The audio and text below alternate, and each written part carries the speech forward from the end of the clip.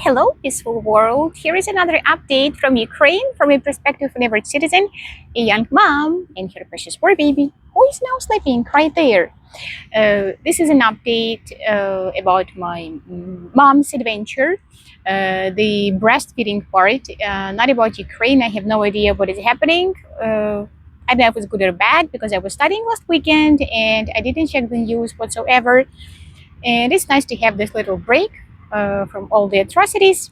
So, yeah, the process of weaning from breastfeeding has finally started, and I'm very happy. And I will share with you how it is going, how it started, and yeah, that's it. So, I had quite a few challenging weeks, I would say, with Mika. She was moody, she was sleeping really badly, she was very demanding in terms of breastfeeding. She was on my boob just 24/7, and it was exhausting. General, I've been feeding for more than 11 months. And yeah, I started losing some motivation for doing so for a few reasons. Number one, for many babies, a breast is the ultimate soother. And when a baby is hysterical, people can just, breastfeed the baby and it calms down. It doesn't work with Mika. For many babies, the breast is the ultimate way to fall asleep, but not for Mika. She does fall asleep with breastfeeding while breastfeeding, but it's not a 1 minute journey, it's like an hour-long journey. And she goes from one to the other one, from one to the other one. It takes forever. So this is not a wonderful solution. And not having these two very appealing options was very discouraging for breastfeeding. Like, why am I doing this? She's already taken solids. The value of my breast milk is falling, and like the only thing that made me afraid of starting this process of weaning from breastfeeding was the act of like pushing her away. It was very difficult emotionally. I could not find this, I don't know, replacement of this contact because she still needed it for some level of contact with me. I would not call it comfort, but during the day she would come to me and just mark the territory and move on. But fortunately, I have found this piece that helped me start it. So how did it all start? We had a usual tantrum morning. I was here in this park with my mom. We were on a playground, and Mia didn't like to be held and to play. She just wanted to do everything for 1 second, but mostly she wanted to cry. For whatever reason, she's a baby. Maybe she was teething. Maybe she was overtired, undertired. It's really hard to tell. But basically, I breastfed her in the park, hoping to calm her down. It did not work. My mom and I went to the mall, to this beautiful embankment area, which I believe some of you have seen in one of my previous, in the last one actually. And Mia was just crying, crying, and crying, and crying, and she could not fall asleep. And I was like, "Come on, this has to end." And and I was thinking about breastfeeding. Why? Because I was exhausted physically because of all the sleep deprivation and all the little things I do for her without getting too much of a reward those days when she's very grumpy. And I did not have anything to exhale, anything for me, and smoking, for example, or eating my favorite candy. I could not do those things, and it was just this circle of satisfying her needs while sacrificing a lot of my freedom. And I was getting tired of it, sick of it, very unhappy about it, angry with her, I believe, as well, even though it's a very hard area to access emotionally. So yeah, and before that, I did a test. So the thing that didn't let me start this breastfeeding and journey was the thought of like pushing her away. But then I figured that a few weeks ago, or even a couple of months ago, when Mia just started standing, which was, I believe, the beginning of June or end of May, once she reached out to me with her hand to my face, and I was like, "What do you want?" And I got closer to her, and she took my face, and she rubbed her nose against my nose, and I could see that she was just loving it, and she was so peaceful and so happy. And it was a very brief moment, just a couple of seconds, but she rubbed these noses, and she was very content. She was very happy.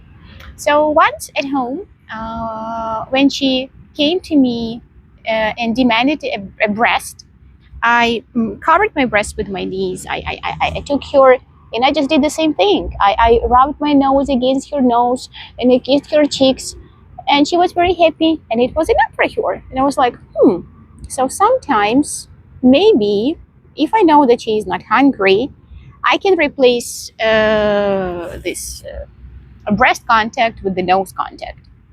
And so that day, when she gave me a really hard time in the morning, I came home and instead of giving her my breast, I fed her with solids. And then during the day, when she came to me for this contact session, I did the nose thing, and it worked. And it happened, today's Monday, and that happened on Thursday, and that was it. The entire day, I was able to just do the nose thing, hug her, carry her, hold her, instead of breastfeeding her whenever she was in need of our contact. And that's it. Now I am not breastfeeding during the day. I still do it at night at bedtime because she does not know any other way of falling asleep. I still need to figure out that. But that is the beginning, guys. And that is the beginning of my freedom, regained freedom. And I'm very happy about it. So when we saw that it was working for a couple of days, man said, well, I think now you can afford to smoke in the morning. I was like, oh, yes, I do. Yes, I can. And the following morning, he presented me ICAS, which is a smoking device. I don't know if you have it in other parts of the world. An electronic cigarette, basically. And it was such a huge moment for me that I teared up. And when he gave this ICAS to me, I just had this moment like before you die, all the best and worst challenges of my motherhood journey were just before my eyes. How I was pregnant, how I was giving birth, how I was breastfeeding, all the sleepless nights, all the tears, all the exhaustion. It all came up, and I was so overwhelmed that I actually teared up because this gift was this manifest of freedom to me, of something I really wanted, of something for myself. And I think this is the best gift this man has ever made to me. Uh, Maybe even better than Charlie. I'm not sure. I have to think about it. And I'm really grateful to him for being on board with all of this, for being on board with stopping breastfeeding. He's actually very supportive. I think he was ready before I was.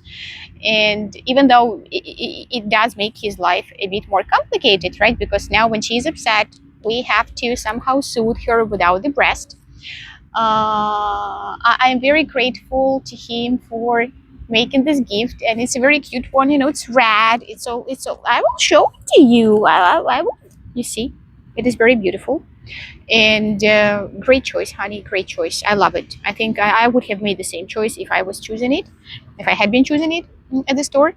So, yeah, uh, I see a lot of support in this gift. I see his gratitude to me as a woman for doing my job as a mom. And it was an immense moment for me. And then came the moment of smoking. for the first time after this huge break.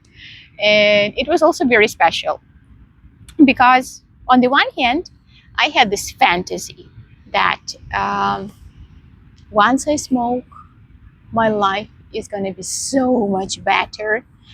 I will exhale, um, I will enjoy the puffs, and it will feel so good. At the same time, I had some apprehensions that my expectations are so high, but in reality, I may dislike the taste. It can itch my throat. It may feel uncomfortable in my lungs. I may hate it at all, completely, um, because of the high expectations. So I had high expectations and apprehensions both. And then the moment came. And once I smoked, it was even better than my highest expectations. I felt like I was breathing again, and I felt like I got some part of my body back. And I also felt like the break in smoking never took place. Like, I picked up where I left off a couple of hours ago, and here's another cigarette, yet another cigarette in my life. And it felt amazing. And I'm very happy about it.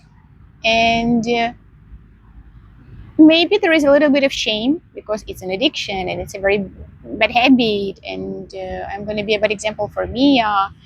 But this is the reality. I'm a smoker. I sacrificed this part of me for a very long time. And I know all the risks. Now it's very bad, but this is what I want to do anyhow. And now I can do it again. And I'm very happy. I now think that I sound absolutely stupid and disgusting to you, but I can't deny the reality. This is the reality, guys. So yeah, now I smoke in the first part of the day to make sure that not too much of all the harmful substances get into my breast milk and then to Mia, so there is enough time for all of it to be processed from my body, because I feed her only late at night at 9 p.m. ish, I don't know, and so on. But so far it's going good, and it is much easier than I had imagined, right? Because Mia is not suffering. She does not like fight for breasts. She is more demanding for it in the evening, but I believe that's because she knows that this is how she falls asleep. And when she's tired, she's like, "Oh, give me the booby," and I give it to her for now. We'll find another solution later. So that's it. This is an update. I'm very happy that I'm able to make it. I had many doubts. I shared them in my previous video, and now you can be happy for me as a person, even though you might be very disapproving of smoking in general, and you should be. It is very bad. It can kill you. Don't you do it. But just imagine a person getting something he or she loves very much back, and be happy for me there. So yeah, I think I'm gonna end this video and smoke, smoke. And I hope to have a good day, or at least a day with many challenges, during which I will be able to take a few, to breathe, and move on with my day. So I hope all of you have a nice day too. Take care and enjoy all the little pleasantries and guilty pleasures that you can. I'll talk to you soon.